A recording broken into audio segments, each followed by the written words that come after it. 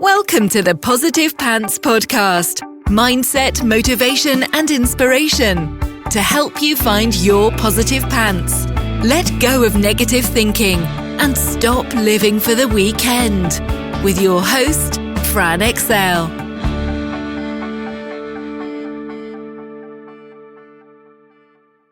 So welcome to the show. As always, it's Fran Excel Mindset Coach, helping you find your very own pair of positive pants so you can get out of your own way and live a life that you love.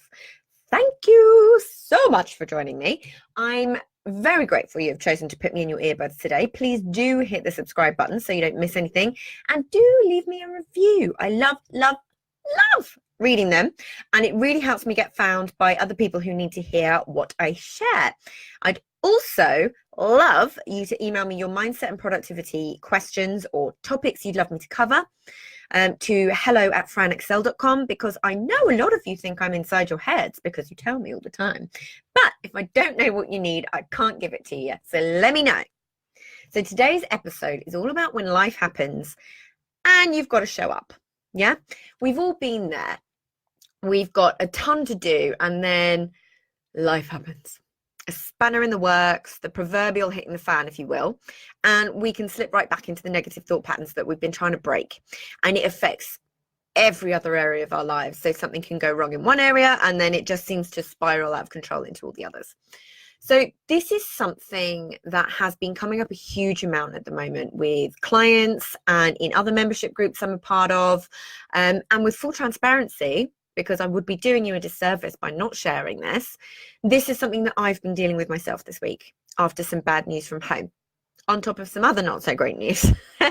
And that is in a week where I have 2 speaking gigs, my glorious clients to show up for, and all sorts else on that I want to make sure that I can show up as my best self for. So I've pulled out all the stops on my mindset party tricks, but I also allowed myself a little moment.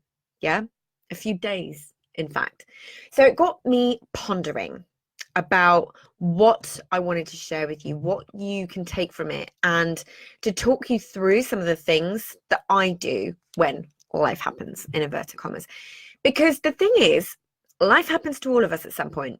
It could be something big, like receiving some bad news in your personal life, or somebody's unwell, an unexpected obstacle, someone's let you down, or it could be something smaller that ends up feeling huge, like all those little annoyances that throw you off track, but then another one happens and another one happens. It could be a number of things, but they can and all have the same effect over how we then show up for ourselves and show up for our businesses.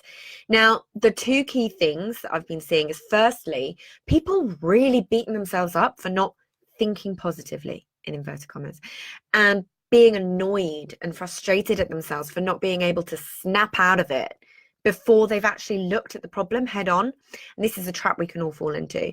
And the second is guilt associated with not feeling able to show up for their business, especially when you're in an industry that keeps telling you have to be consistent, and it leaves them feeling like everything's going to fall to pieces if they don't get a blog or an Instagram post out one week. It's really easy to feel the pressure at times like these. Now, the first thing I want to talk about is this frustration about not being positive Polly.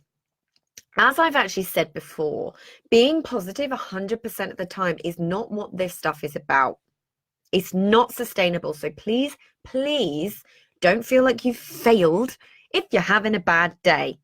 And you can read more about my thoughts or listen to episode 16 of the Positive Pants podcast, and you can have a little listen to my thoughts on that subject, because I have some thoughts. I've also talked about the importance of feeling your feelings, and you can go to episode 35 for that. Before, it's how we suppress and desperately try to get out of a negative headspace before we've actually dealt with it head on. And it will show up elsewhere if you do that. It's not a healthy thing to do. Sometimes you really do need a minute to process, to sushi roll into the duvet and just do nothing. Yeah, your brain will make you procrastinate as a way of trying to get you to rest when you need to trying to get you to switch off. Hello, cat videos. You'll know it's because you need a break rather than you're just avoiding something too, because it feels different. For me, instead of I'm going to clean the whole house, including the inside of the fridge procrastination. It's more of an, I really want to just do absolutely nothing and I've checked out kind of feeling. I really do just want to Netflix and actually chill. The next thing to acknowledge in terms of the guilt around not getting work done, when you're in this frame of mind, trying to do your work or make decisions is genuinely going to feel like pushing water uphill. So for me, I let go. I just let go. I know that I'm not going to be productive. I accept it and I look after myself for a bit with a time limit. And that's the important bit. Work out what you have on, what really actually has to be done by when, and then just give yourself a time limit to do nothing, to deal with what's going on in a way that's useful for you. You know, not simply just sitting there and dwelling and making it worse and focusing on it, because we all know energy flows where attention goes. Yeah. So give yourself a break, guilt-free. Sounds simple, right? Because it is. So the things I've been doing to allow myself to feel the feels but not dwell and stay there look a little like this. Self-care. I have been all about the self-care for the last few days, making sure I get more sleep, bubble baths, meditation, reading, feeding my mind with positive things like inspirational podcasts, and generally being in tune with what my body and my mind need in that moment. Basically, I listened to myself. Your mind and your body are a linked system. So when you can actually tune into it, what your thoughts are saying and telling you, how you're physically feeling, you can start to work with it that much better. So you've got to look after yourself as number one. Next one is getting in nature. I know you'll be rolling your eyes right now. Yeah, this so often it's become a bit of a cliche, but seriously, there's a reason why so many people talk about it. I've been doing lots of dog walks, lots of views, been in the woods, down by the canal, fresh air and movement. Yeah, I love a mindful walk personally. It's great for shifting your focus. So again, making the energy go where you want it to go, and away from what you want it to be away from, and ramping up those feelings of gratitude. Yeah, it's super easy to do. Just really start to notice everything around you. And I like to do it sense by sense.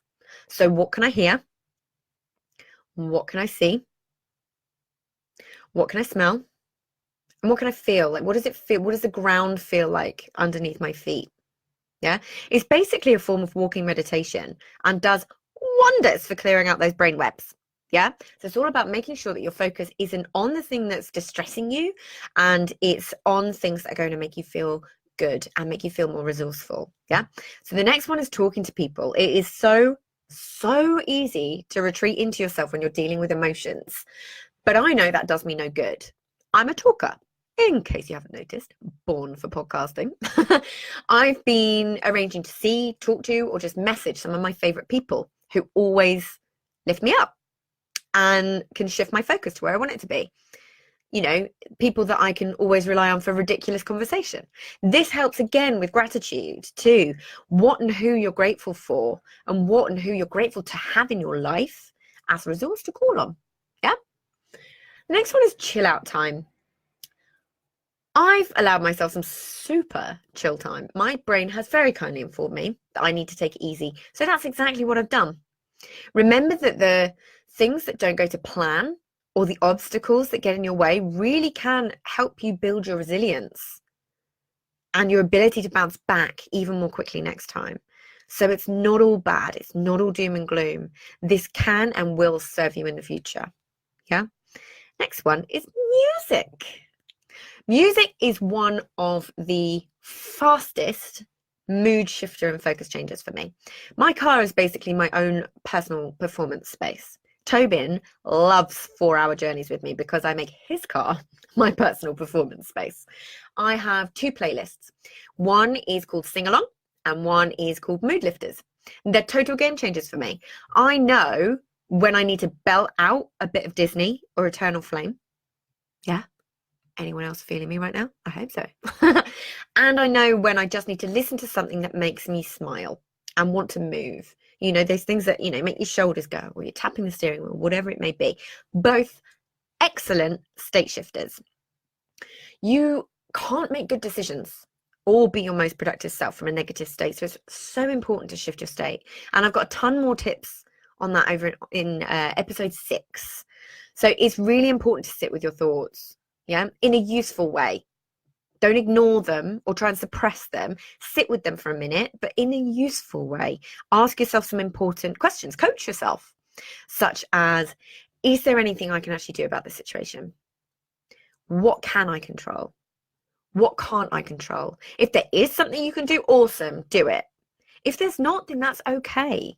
Feel what you feel. Acknowledge there's nothing you can actually do. Look for the gratitude you can find in the situation, because there will be something there. Even in the hard times, there is something to be grateful for, even if it's just a supportive friend, you know, whatever it may be. If you look for it, you will find it.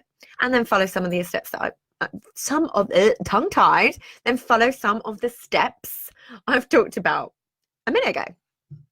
Because the thing is when life happens.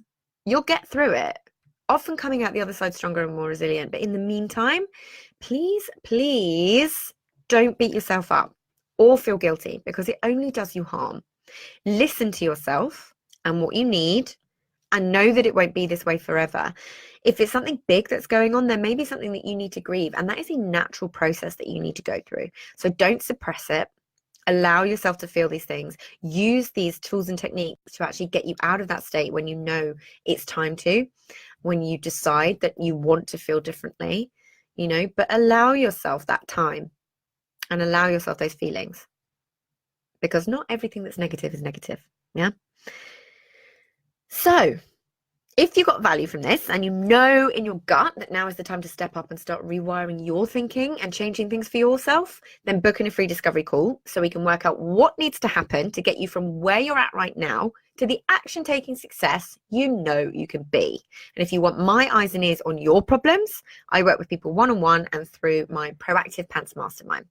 So stop waiting for if and when, and decide to change things now, because you can. And as always,